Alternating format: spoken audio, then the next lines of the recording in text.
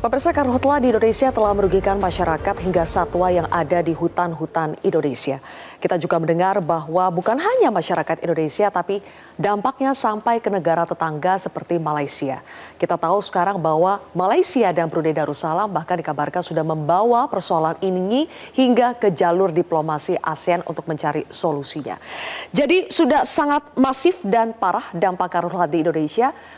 Pak Arief, apakah kita punya rencana taktis untuk bisa menuntaskan persoalan karhutla di Indonesia ini? Ya, pertama kita kan dalam konteks hutan ini kan juga harus kita menjaga.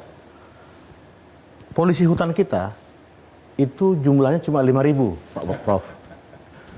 Untuk menjaga 125 juta hektar lahan. Makanya rencananya kita sedang membahas dengan Kementerian Kehutanan untuk menambah personil polisi hutan, karena itu kan berkaitan dengan patroli, Prof. Ini kan perlu patroli. Jadi salah satu pencegahan adalah patroli, dan kedua ini memberikan edukasi kepada masyarakat, harus masif. Dan ketiga, menurut saya dari jumlah Manggala Agni aja, Mbak, yang sekarang sedang bekerja ini cuma ada 1.990, tidak nyampe 2.000 orang di seluruh Indonesia. Di daerah yang memang rawan, di kurang lebih 24 provinsi. Nah ini kan menurut saya sangat minimal sekali. Makanya kita bersama-sama dengan Kementerian Kehutanan sedang membahas program jangka panjang dengan bicara kebutuhan. Dan kita juga sangat miris sekali kan. Kalau kita lihat di Malaysia pakai kapal, pakai waterbombing, pakai helikopter, di kita pakai semprotan, Pak.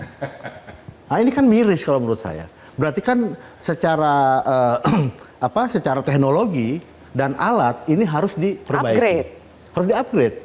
Karena Malaysia negara tetangga sudah pakai waterbombing, kita masih pakai semprotan manual. Nah, ini yang menurut saya juga harus kita sama-sama mendukung pemerintah untuk bagaimana supaya pertama tadi saya bilang polisi hutan ditambah.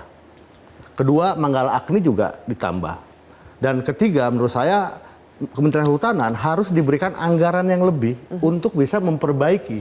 Karena menurut saya kemarin saya cek di lapangan saja waktu kita kunker, motor-motornya sudah tua, Mbak. Gitu. Penambahan personil, upgrade teknologi, kemudian juga penambahan anggaran. Intinya kan kita harus punya rencana taktis ya, Mas Hariko, untuk jangka taktis panjang. Dan strategis. Taktis, strategis supaya kita tidak hanya sekedar memadamkan api saja setiap tahunnya. Adakah itu, Mas Hariko? Pertama, terima kasih Pak Arief. Setuju sekali yang disampaikan Pak Arief. Penambahan personil polisi hutan, Manggala Agni sama peralatannya diperbaiki. Kemudian sekali lagi kami tegaskan, pembukaan lahan tanpa bakar ini harus betul-betul kita jalankan. Karena lebih dari 90% kebakaran hutan dan lahan ini karena aktivitas manusia dan karena ekonomi dan lain sebagainya. Jadi pendidikan sangat penting dan kita optimis ini bisa berjalan dengan ketegasan dari pemerintah daerah. Ketegasan dari pemerintah daerah? Ya.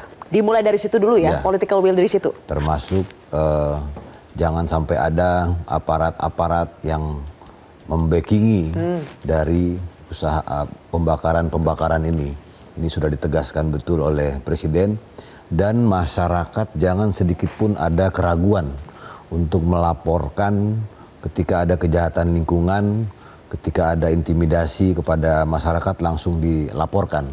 Jadi siapapun yang melaporkan, kemarin ada anak kecil tuh yang memergoki orang yang membakar hutan itu. Baik. Jadi membakar hutan sama artinya kita dengan membakar kehidupan lah. Betul, oke, sepakat Mas Hariko, terima kasih.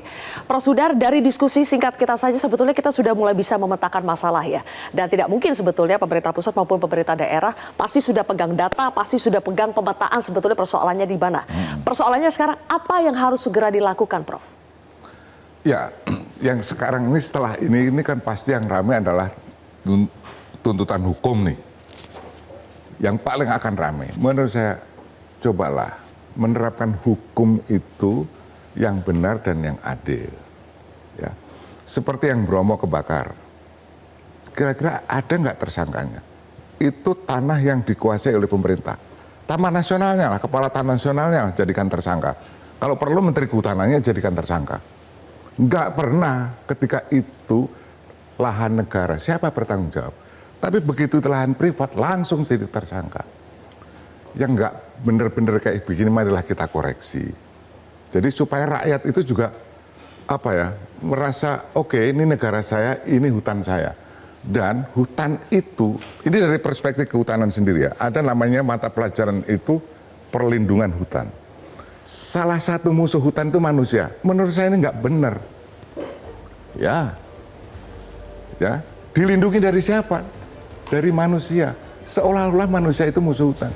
Kalau filosofi ini nggak dibongkar, hutan itu kehidupan kita. Nah, pendekatan yang sekarang digunakan oleh orang kehutanan membuat masyarakat itu melihat hutan sebagai musuh.